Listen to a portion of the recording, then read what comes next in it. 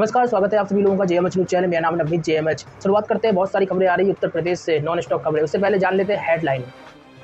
योगी सरकार का चुनावी साल में बड़ा ऐलान हुआ है। साथ ही आपको ये अगली खबर बताएंगे, ओवैसी ने भाजपा को लेकर एक बड़ा बयान दिया। अखिलेश यादव ने क्यों दी है अधिकारियों को चेतावनी, इसके बारे में भी जानेंगे। साथ ही मायावती ने किस पार्टी पर बड़ा हमला बोला है, इसके बारे में भी जानेंगे।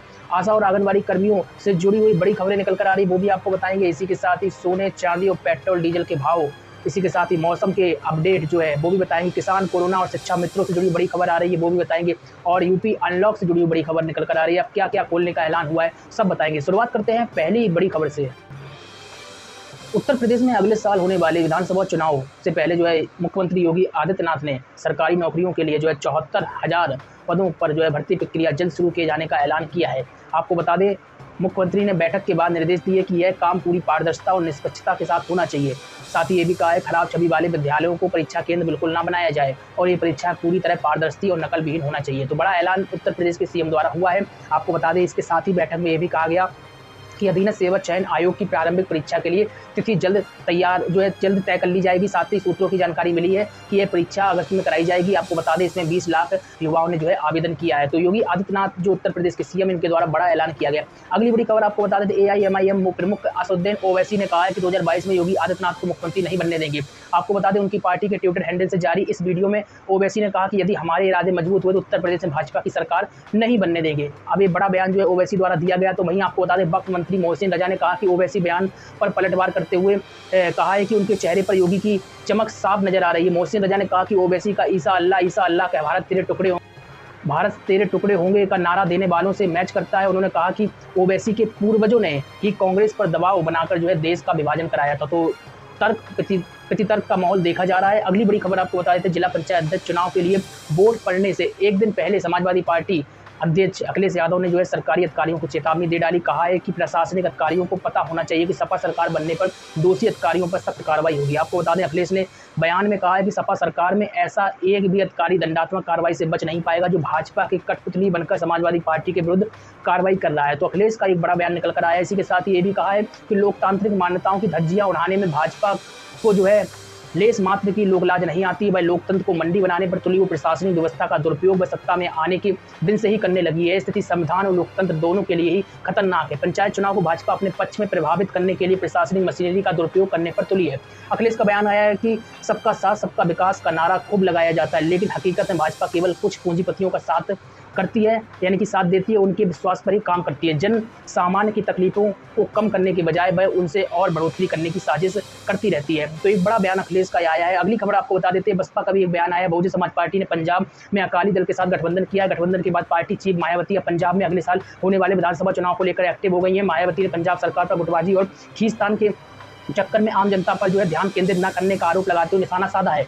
आपको बता दें, मायावती ने पंजाब सरकार पर हमला बोलते हुए ट्वीट किया है। ट्वीट करते हुए उन्होंने बताया कि पंजाब में बिजली के गंभीर संकट से आम जीवन परेशान है। उद्योग धंधे, खेती किसानी आदि बुरी तरीके से प्रभावित हो गए, जो यह साबित करता है कि वहां की कांग्रेस सरकार आपसी गुटबाजी, खींचतान व टकराव आदि में उलझकर जनहित व जनकल्याण की जिम्मेदारी को तिलांजलि दे चुकी है, जिसका जनता को संज्ञान में लेना जरूरी है।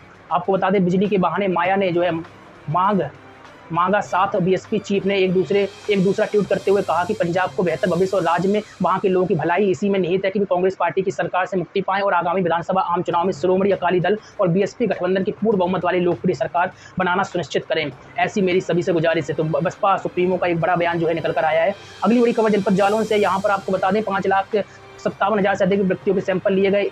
1,534 व्यक्ति कोरोना पॉजिटिव पाए गए थे और इनमें से 199 व्यक्ति मृत हो चुके हैं। 11,323 व्यक्ति ठीक हो गए हैं। वर्तमान में एक्टिव केसों की संख्या 12 है। जनपद जालौन से कोरोना की अपडेट ही निकल कर आई, वो हमने आपको बताई। अगली बड़ी खबर आपको बता देते हैं, दरअसल जुलाई का माह चल रहा है और ऐसे में एक विस्तृत तौर पर अभियान चलाया जा रहा है। उत्तर प्रदेश के आजमगढ़ से खबर है, प्राथमिक स्वास्थ्य केंद्र मार्टिनगंज परिसर में स्वास्थ्य विभाग के कर्मचारियों के साथ आशा और आंगनबाड़ी कार्यकर्ताओं ने घर घर पहुंचकर कोरोना किट का वितरण करने का संकल्प लिया है। आपको बता दें, स्वास्थ्य विभाग की ओर से ब्लॉक क्षेत्र के गाँव में 31 जुलाई तक संचारी रोग के लक्षण और बचाव के उपाय बताने के साथ टीबी के मरीजों को भी चिन्हित करने की योजना है और इस दौरान कार्यकर्ता कोविड से बचाव के लिए दवा की किट उसको भी देंगे, साथ ही टीका लगवाने के लिए भी जागरूक करेंगे। आपको बता दें, प्राथमिक स्वास्थ्य केंद्र पर दोपहर 2 बजे पहुंचे उपजिलाधिकारी दिनेश कुमार ने आंगनबाड़ी कार्यकर्ता, आशा कार्यकर्ताओं को संकल्प दिलाने के साथ ही कहा है कि सरकार की इस महत्वपूर्ण योजनाओं को घर घर पहुंचाने का काम भी करें। तो इस मौके पर कई अधिकारी भी मौजूद रहे। तो निश्चित तौर पर आशा और आंगनबाड़ी के कंधों पर एक बड़ा दायित्व यहाँ पर सौंपा गया है। अगली बड़ी खबर आपको बता देते हैं, निकल कर आ रही है, आशा कार्यकर्ता व आशा संगिनी है जो इनको दस्तक अभियान के तहत प्रशिक्षण दिया गया है।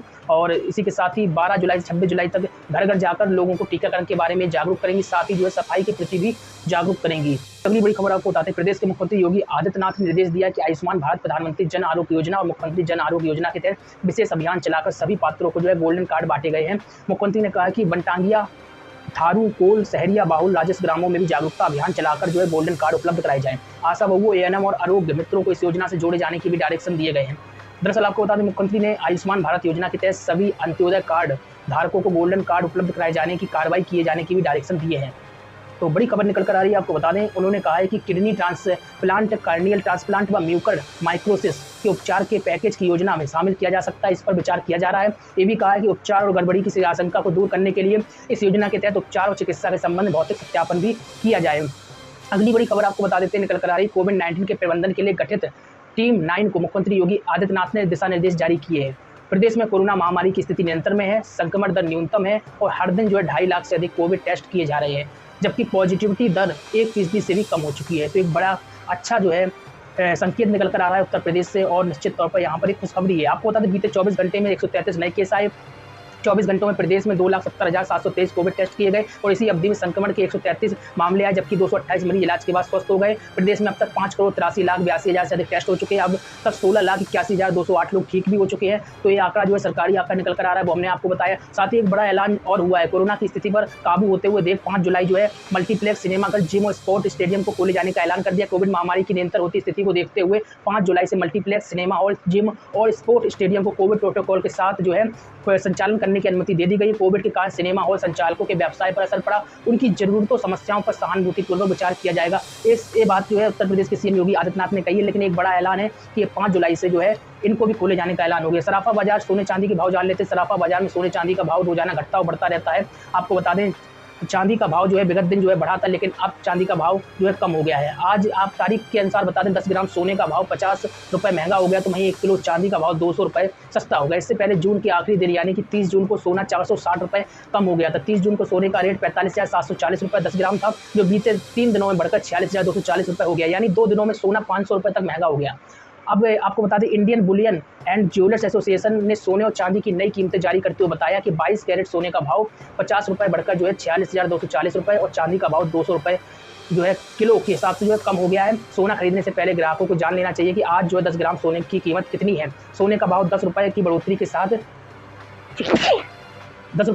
साथ 46,190 रुपये था। ऐसे में लगातार आपको बता दें महंगा हो रहा है। पिछले 10 दिनों में सोने का रेट 90 रुपये बढ़ गया। चांदी की बात करें तो चांदी की कीमत जो है आपको बता दें सस्ती हुई। 1 किलो चांदी का भाव 200 रुपये कम होने के बाद और 68,500 रुपये प्रति किलो हो गया। बीते दिन चांदी के दाम में भी भारी बढ़ोतरी हुई थी। 1100 रुपये प्रति किलो चांदी की कीमत में उछाल आ गया था। इससे पहले 30 जून को चांदी 67,600 रुपये थी।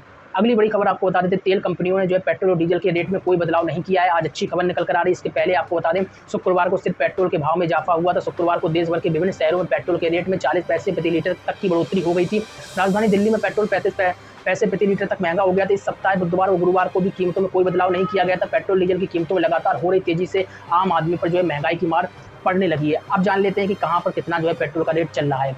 पहले तो बात करते हैं देश की राजधानी दिल्ली। दिल्ली में पेट्रोल 99.16 रुपये प्रति लीटर, वहीं डीजल का रेट आपको बता दें 89.18 प्रति लीटर। मुंबई में 105.24 प्रति लीटर पेट्रोल और डीजल, 94.72 रुपये प्रति लीटर। चेन्नई में 100.13 प्रति लीटर जो है पेट्रोल और डीजल का भाव 93.72 रुपये प्रति लीटर। इसी तरीके से जो है कोलकाता में पेट्रोल 99.04 रुपये प्रति लीटर, डीजल 92.03 रुपये प्रति लीटर। लखनऊ में पेट्रोल 95.97 और वहीं डीजल 89.59 रुपये प्रति लीटर। अब बात कर लेते हैं मौसम के हाल। मौसम के हाल जो है बेहाल है इस समय। गर्म हवाओं से जो है भट्टी बने उत्तर भारत के कई जिलों को शाम होते थोड़ी राहत मिली। हल्की फुहारों से जहां तपिश से तड़प रहे लोगों के चेहरों पर मुस्कान आई, वहीं कई जिलों में जो है लू का प्रकोप अभी भी जारी है। बिहार में एक ही दिन में 2 तरह के मौसम दिखाई दिए। एक और जहां उत्तर भारत में बारिश होती रही, तो वहीं दक्षिण भारत में गर्मी का तांडव दिखाई दिया।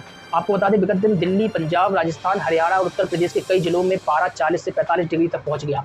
गर्मी का आलम यह रहा कि कूलर और एसी तक भी फेल हो गए। आमतौर पर इस समय तक जो है इन इलाकों में मानसून बारिश हुआ करती थी, लेकिन वहीं मौसम विभाग ने अनुमान जताया है कि अभी कुछ दिन और गर्मी सताएगी। आपको बता दें, पश्चिमी उत्तर प्रदेश के आगरा, मथुरा, अलीगढ़ आदि जिलों में भीषण गर्मी का प्रकोप जारी है और यहाँ अधिकतर तापमान 40 के पार पहुँच गया है। पंजाब के कई इलाकों में पारा जो है 45 के करीब पहुँच गया। राजस्थान के 17 जिलों में जो है लू का दौर जारी है। आपको बता दें, चुरू में पारा 45 डिग्री के करीब पहुंच गया। मौसम विभाग का कहना है कि पंजाब, हरियाणा, दिल्ली, उत्तरी राजस्थान, उत्तर प्रदेश और नॉर्थ वेस्ट एमपी में अगले 2 दिनों में गर्म हवाएं यानी कि लू चलने के आसार हैं। तो निश्चित तौर पर मौसम विभाग की ओर से बड़ा बयान निकल कर आ रहा है। आप जान लेते हैं उत्तर प्रदेश के हाल। दरअसल उत्तर प्रदेश के पश्चिमी इलाकों में भले ही हल्की बारिश से फौरी राहत मिली हो, मगर अभी गर्मी और सताएगी। बीते 24 घंटों में प्रदेश में सबसे अधिक 42 डिग्री सेल्सियस तापमान आगरा में दर्ज किया गया। मुरादाबाद, लखनऊ, बरेली, मेरठ, अयोध्या, कानपुर मंडलों में भी आपको बता दें कानपुर मंडलों में भी दिन का तापमान सामान्य से अधिक रहा। मौसम विभाग का अनुमान है कि अगले 24 घंटों के दौरान प्रदेश के कुछ हिस्सों में छिटपुट बारिश हो सकती है। वहीं उत्तर प्रदेश के पूर्वी जिलों में बारिश का मौसम बना हुआ है और यहाँ भी बारिश हो सकती है। तो मौसम विभाग की ओर से बड़ी अपडेट निकल कर आ रही है। अब बात कर लेते हैं किसानों से जुड़ी हुई खबरों का। प्रधानमंत्री किसान सम्मान निधि योजना के तहत किसानों के खातों में अगली किस्त डाली जाने वाली है। तो ऐसे में अगर आपको किस्त जानना है कि कैसे चेक की जाती है, तो उसके बारे में इन शॉर्ट हम आपको वेबसाइट के बारे में बता रहे हैं। आपको बता दें मोदी सरकार पीएम किसान योजना के तहत किसानों के खातों में 2000 रुपये की 3 किस्त यानी कि रुपए डायरेक्ट भेजती है। अब तक इस योजना के तहत सरकार 8 किस्त किसानों के अकाउंट में भेज चुकी है। इस योजना का उद्देश्य देश के किसानों की आमदनी को बढ़ाना और सीधे तौर पर उनकी आर्थिक मदद करना है। अब इसको आप देखिए सिंपल से तौर पर आप वेबसाइट पर जाकर चेक कर सकते हैं। जैसी कोई अपडेट आती है तो आप इस वेबसाइट पर जाइए। जो आपको बता दें पीएम किसान स्कीम के लिए रजिस्ट्रेशन आपने किया, उस नंबर को डालिए और आप यहाँ पर पूरी अपडेट जान सकते हैं। सवाल आता है कि वेबसाइट क्या है। आपको बता दें अपडेट जानने के लिए आपको सबसे पहले पीएम किसान की आधिकारिक वेबसाइट pmkisan.gov.in पर विजिट करना होगा और यहाँ से आप पूरी जानकारी अपडेट ले सकते हैं। चलिए अगली बड़ी खबर आपको बता देते हैं कोरोना अपडेट। उत्तर प्रदेश में कोरोना संक्रमण का कहर खत्म होने की ओर है। प्रदेश में एक्टिव केसों की संख्या के साथ ही मृत्यु दर में भी भारी कमी आई है। रिकवर हुए मरीजों की संख्या भी बढ़ रही है। उत्तर प्रदेश के अपर मुख्य सचिव नवनीत सहगल ने जानकारी दी है कि बीते 24 घंटे में कोरोना संक्रमण के 133 नए मामले आए, जबकि 228 मरीज उपचार होकर स्वस्थ हो गए हैं। लगातार कोरोना के मामले घट रहे हैं। वहीं आपको बता दें नवनीत सहगल ने बताया कि बीते 24 घंटों में संक्रमित मरीजों में केवल 1 मरीज की मृत्यु दर्ज की गई है और इसी अवधि में प्रदेश में 2,70,723 कोविड टेस्ट भी किए गए। उत्तर प्रदेश में अब तक आपको बता दें 5,83,82,000 से अधिक टेस्ट हो चुके हैं। इस समय प्रदेश में टोटल 2560 एक्टिव केस बताए जा रहे हैं। तो एक बड़ा बयान नवनीत सहगल इनके द्वारा निकल कर आया है। अब आपको बता देते शिक्षा मित्रों से जुड़ी बड़ी खबर।